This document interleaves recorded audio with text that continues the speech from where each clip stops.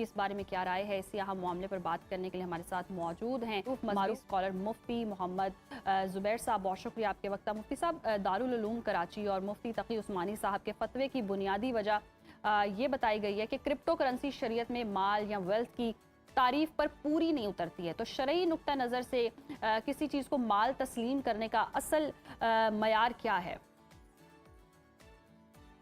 बिस्मिल्लाहिर्रहमानिर्रहीम नहमदुहु व नुसल्ली अला रसूलिहिल करीम अम्मा बाद। देखिए, क्रिप्टो करेंसी के बारे में बार बार सवालात पूछे जा रहे थे। इस सिलसिले में जामिया दारुल उलूम कराची से हज़रत मौलाना मुफ्ती मोहम्मद तकी उस्मानी साहब मुद्दज़िलुम और दीगर स्कॉलर्स के दस्तखतों से जो फतवा जारी हुआ, उसका पहला जुमला ही बड़ा काबिल गौर है, और वो ये है कि माहिरीन की अब तक की तहकीक और राय के मुताबिक क्रिप्टो माल नहीं है और इसकी खरीदो फरोख्त शरअन जायज़ नहीं है, और ये माल की तारीफ इस पर सादिक नहीं आती, चाहे ये यूएसडीटी की सूरत में हो या टोकन की सूरत के अंदर हो। इसलिए इससे या खुद ये इसकी खरीदो फरोख्त शरअन दुरुस्त नहीं। अच्छा, अब ये जो फतवा है, इस फतवे में दो तीन बड़ी काबिल गौर बातें हैं। पहली बात तो उसमें शुरू में ये लिखा गया है अब तक की तहकीक के मुताबिक।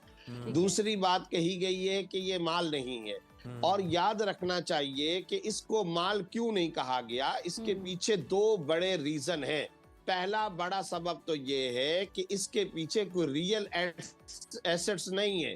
अगर इसके पीछे रियल एसेट्स आ जाएं या हुकूमती सरपरस्ती आ जाए, हुकूमती तौसीक आ जाए, जैसे पहले एक जमाने के अंदर ये होता था कि करेंसी रुपए के पीछे सोना होता था, फिर एक जमाने के अंदर वो सोना खत्म हो गया, डॉलर था, फिर डॉलर की पुश्त पर सोना होता था, चुनाचे बाकायदा रुपए पे लिखा होता था हामिल हाजा को मुतालबे पर अदा करेगा।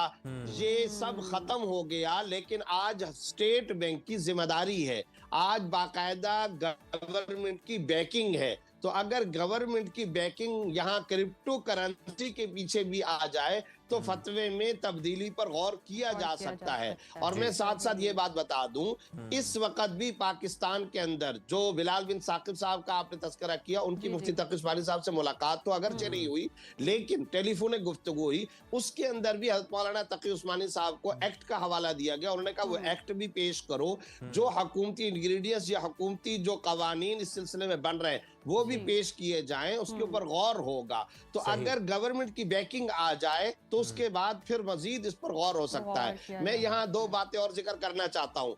एक ये कि बाद सोशल मीडिया पर हर आम और खास ये तनकीद करते फिर रहे कि जी मौलवी हजरात तो पहले स्पीकर को नाजायज कहते थे, फिर जायज कहते थे। याद रखें, हुक्म की नौइयत बदल जाती है जबकि शय की हकीकत के अंदर उसकी रियलिटी और नौइयत में जब चेंज आ जाता है। जब एक मरतबा बर्रे सगीर में ये कहा गया कि जनाब ये जो स्पीकर की आवाज है ये रिकॉर्डेड आवाज है, ये बाज गश्त है, ये हकीकी आवाज नहीं है बल्कि रिकॉर्डेड है, तो आप मुझे बताएं कि रिकॉर्डेड आले के पीछे पीछे नमाजी और मुक्तदियों की नमाज को तो दुरुस्त नहीं करार दिया जा सकता। लेकिन बाद में जब ये तहकीक सामने आई और माहिरीन की तहकीक सामने आई, नहीं ये रियल साउंड ही है और उसी इमाम की आवाज आगे ट्रांसफर हो रही है, तो हुक्म भी बदल जाएगा। बिल्कुल, हुक्म भी बदल जाएगा। और इस फतवे में भी अगर बैग की बात हो तो कोई ना कोई रास्ता जो है वो निकल सकता है। मुफ्ती साहब, एक तो आप अपनी बात कंप्लीट कर लें, साथ ही ये बता दें कि इस फतवे में बुनियादी सवाल ये पूछा गया था कि क्या ऑनलाइन किताबों की खरीदारी क्रिप्टो से जायज़ है, जिस पर जवाब आया कि जो लोग क्रिप्टो से वाकिफ़ हैं वो बता सकते हैं। जिस तरह से हम बात कर रहे हैं कि इसके बैक पे कुछ नहीं है, ना कोई सोना है ना कोई चीज़ है, लेकिन क्रिप्टो करेंसी को देखें तो दुनिया की किसी भी करेंसी में, किसी भी मुल्क में आप इसे डॉलर यूरो में सेकंड्स में बदल सकते हैं। तो आप समझते हैं कि इस पर मजीद जो है वो डिस्कशन की ज़रूरत है, इस बारे में मजीद जो है वो नॉलेज जो है वो हासिल करने की ज़रूरत है, और जो लोग हैं जिम्मेदारान है उन्हें ब्रीफ करना चाहिए। मेरे ब्रादर, मैं एक बात अर्ज करना चाहता हूँ, इस वक्त ये इर्तकाई मराहल से गुजर रहा है, तदरीजी मराहल से। कई मुल्कों ने इजाजत दी, कई मुल्कों ने वापस ले लिया।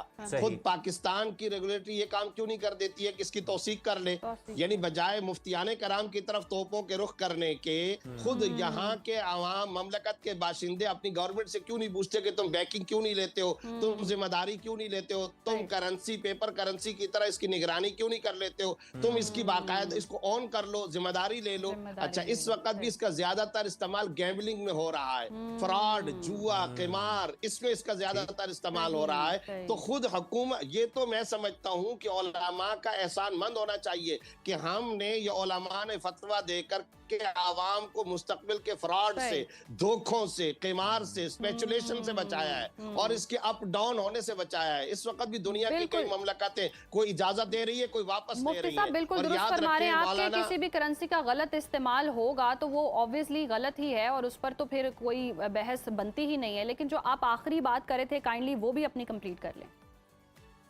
मैं ये अर्ज करना चाहता हूं कि इस वक्त सोशल मीडियाई तनकीद हर आम और खास की तरफ से एक बात ज़हन में रखनी चाहिए, मौलाना मुफ्ती मोहम्मद तकी उस्मानी साहब दौरे हाजिर की सबसे बड़ी इल्मी शख्सियत है। कुरान, हदीस, तफसीर, जदीद और कदीम उलूम में वो यकता हैं। और याद रखें, फ़िक़्ह और फतवा के मैदान में इस वक्त पूरी दुनिया में उनकी टक्कर का कोई आलिम नहीं। मैंने OIC के माताहत जदीद मसाइल को हल करने के लिए जो कायम इस्लामिक फ़िक़्ह एकेडमी में दुनिया के आलमी स्कॉलर्स को उनकी राय के सामने हमेशा सरे तस्लीम खम करते देखा है। इनकी फ़िक़ही गुफ्तगू के वक्त हाल में सन्नाटा तारी हो जाता है। दुनिया के आलमी स्कॉलर्स और मुफ्तियान कराम ठहर कर उनकी गुफ्तगू सुनते हैं और उस राय का सबसे ज्यादा वजन महसूस किया जाता है। फतवे के मैदान में अथॉरिटी का मकाम रखते हैं। दीगर हजारों जदीद मसाइल के अलावा खुद करेंसी की तारीखी और शरई हैसियत पर उनके दर्जनों मकालात और किताबें मौजूद हैं। मैं यकीन से कहता हूं कि क्रिप्टो के मौजू पर कोई PhD फर्द भी